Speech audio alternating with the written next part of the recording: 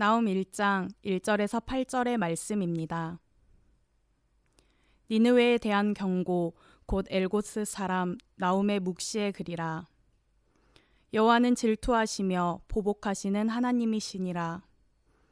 여호와는 보복하시며 진노하시되 자기를 거스르는 자에게 여호와는 보복하시며 자기를 대적하는 자에게 진노를 품으시며 여호와는 노하기를 더디하시며 권능이 크시며 벌 받을 자를 결코 내버려 두지 아니하시느니라. 여호와의 길은 회오리 바람과 광풍에 있고 구름은 그의 발에 티끌이로다. 그는 바다를 꾸짖어 그것을 말리시며 모든 강을 말리시나니 바산과 갈멜이 쇠하며 레바논의 꽃이 시드는도다. 그로 말미암아 산들이 진동하며 작은 산들이 녹고 그 앞에서는 땅 곧 세계와 그 가운데에 있는 모든 것들이 솟아오르는도다. 누가 능히 그의 분노 앞에 서며 누가 능히 그의 진노를 감당하랴. 그의 진노가 불처럼 쏟아지니 그로 말미암아 바위들이 깨지는도다. 여호와는 선하시며 환난 날의 산성이시라. 그는 자기에게 피하는 자들을 아시느니라.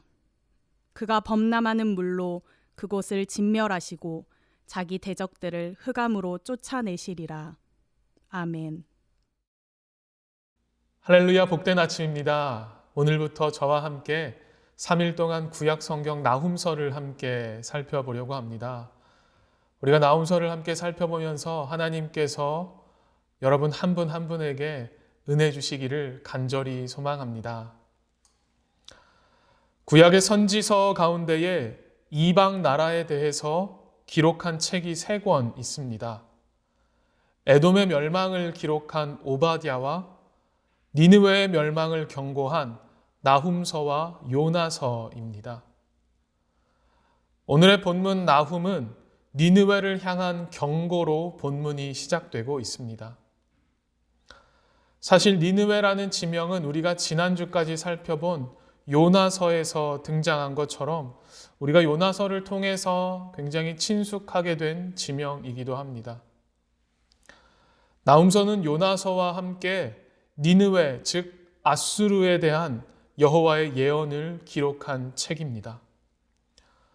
나훔서는 특별히 요나서가 기록된 이후에 100년이 지나서 기록된 책으로 그 내용은 요나서와 몇 가지 차이점을 가지고 있습니다. 먼저 요나서가 니느웨에 대한 하나님의 심판과 경고, 그리고 그에 대한 니느웨의 반응을 기록한 책이라고 한다면, 오늘의 본문 나훔서는 니느웨에 대한 일방적이며 무조건적인 멸망과 심판 예언이 등장하고 있는 책이 바로 나훔서입니다. 요나서와 나훔서를 조금 더 비교하자면 주제면에서 요나서는 하나님께서 세계의 열방을 향해 갖고 계신 관심을 니느웨의 구원 사건을 보여주시기 위한 책이 바로 요나서였지만, 나훔서는 요나를 통해서 거국적인 회개 이후에 다시금 타락하게 된 니느웨에 대한 멸망과 심판 예언이 주로 등장하고 있는 책입니다. 요나서에 등장했던 것처럼 아수르의 수도였던 니느웨는 요나 선지자 덕분에 회개하는 역사가 있었습니다. 그리고 그 덕분에 하나님의 심판을 유보하는 결과를 얻게 되었습니다. 그런데 아수르는 얼마 지나지 않아서 다시 타락하게 되었고 그 교만과 악은 더욱더 심해져만 갔습니다. 오늘의 본문이 주는 중요한 교훈이 한 가지 여기에 있습니다. 그것은 바로 우리가 인생을 살아가며 하나님의 은혜를 깊이 체험하고 하나님을 만나는 일을 경험한 이후에도 더 중요한 일은 바로 우리의 삶의 자리에서 매일매일 규칙적으로 하나님을 만나며 살아가야 한다는 것입니다. 완전한 변화가 없는 일시적인 회개는 잠시 하나님의 은총을 얻을 수 있을지는 모르겠지만 결국은 멸망의 심판을 피할 수 없다는 것이 바로 오늘의 본문이 우리에게 주는 중요한 교훈입니다. 오늘 이 시간도 하나님의 말씀을 통해서 들려주시는 하나님의 음성을 듣고 죄악된 길에서 돌이켜 하나님과 동행하며 살아가는 복된 하루가 되시기를 간절히 소망합니다. 소망교회를 심우하셨던 김지철 목사님께서 쓰신 예수 내게 묻다라는 책의 한 부분을 소개해 드리겠습니다. 예수 그리스도를 오랫동안 믿으셨습니까? 어머니 뱃속에서부터 믿기 시작하셨습니까? 10년, 30년 되셨습니까? 그렇다면 자신을 조용히 되돌아봐야 하는 시기에 와 있다는 뜻이기도 합니다. 어쩌면 매우 위험한 시기일 수도 있습니다. 교만과 독선이 가득할 수 있기 때문입니다. 요한계시록에 보면 에베소 교회를 향한 하나님의 꾸중이 나옵니다. 너 잘한 것 많다. 땀도 많이 흘렸고 봉사도 많이 했다. 그런데 내가 내게 한 가지 야단칠 것이 있다. 내가 처음 사랑을 잃어버렸다는 것이다. 처음 받을 많은 것을 뒤로 하고 처음 사랑을 잃어버렸다는 이유로 야단을 맞습니다. 도대체 처음 사랑을 잃어버렸다는 것이 무엇일까요? 바로 회개하는 마음을 잃었다는 것입니다.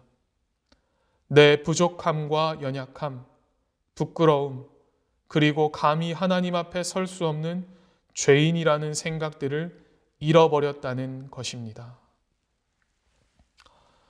여러분, 우리는 늘 우리 자신을 돌아볼 수 있어야 합니다.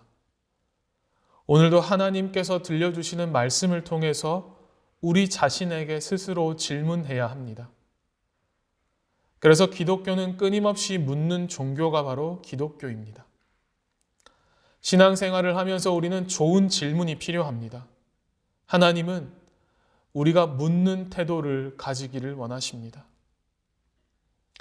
인류의 역사에서 가장 중요한 질문들은 아마도 하나님은 누구신가? 그리고 그분은 어떤 분이신가? 라는 질문일 것입니다. 오늘의 본문은 여호와 하나님은 어떤 분이신가? 라는 본질적인 질문에 대한 답으로 본문이 시작되고 있습니다. 오늘 본문의 2절과 3절을 제가 다시 한번 읽겠습니다. 여호와는 질투하시며 보복하시는 하나님이시라. 여호와는 보복하시며 진노하시되 자기를 거스르는 자에게 여호와는 보복하시며 자기를 대적하는 자에게 진노를 품으시며 여호와는 노하기를 더디하시며 권능이 크시며 벌받을 자를 결코 내버려 두지 아니하시느니라. 여호와의 길은 회오리 바람과 광풍에 있고 구름은 그의 발에 티끌이로다. 아멘. 오늘 본문의 2절과 3절에 등장하는 것처럼 여호와를 질투하시는 하나님, 보복하시는 하나님이라고 표현하고 있습니다. 우리는 이 말이 우리가 생각하는 하나님의 성품과 조금 충돌되는 것 같아서 오늘의 본문을 받아들이기가 불편할 때가 있습니다. 왜냐하면 우리가 생각하는 질투와 보복은 부정적이며 악한 것으로만 알고 있기 때문입니다. 가인이 아벨을 죽인 것도, 그리고 사울이 다윗을 죽이려 한 것도, 그리고 유대 지도자들이 예수님을 죽이려 한 것도 질투가 원인이었음을 우리는 알고 있기 때문일 것입니다. 사람을 죽일 수 있는 무서운 것이 질투 속에 숨어 있는데 하나님께서는 왜 하필 질투라는 단어로 자기를 소개하셨을까라는 의문이 들곤 합니다. 사실 질투라는 단어 속에 분명 부정적인 이미지가 있지만 사랑이 없으면 질투가 없기에 하나님은 단순히 자신을 열정의 하나님이라고 표현하지 않으시고 질투하시는 하나님으로 표현하셨던 것입니다. 그래서 질투는 사랑을 전제로 합니다. 사랑하지 않으면 질투도 없습니다. 하나님이 자신을 질투하시는 하나님으로 자주 계시한 것은 이스라엘 민족을 깊이 사랑하셨기 때문이었습니다. 하나님의 질투는 이스라엘의 고통을 자기 고통으로 여기시는 이스라엘을 향한 하나님의 사랑과 신실하심이 담겨 있습니다. 하나님께서는 질투하시기까지 우리를 사랑하시지만 우리는 때로 하나님의 사랑을 바르게 알지 못해서 세상과 다르게 살아가지 못할 때가 있습니다.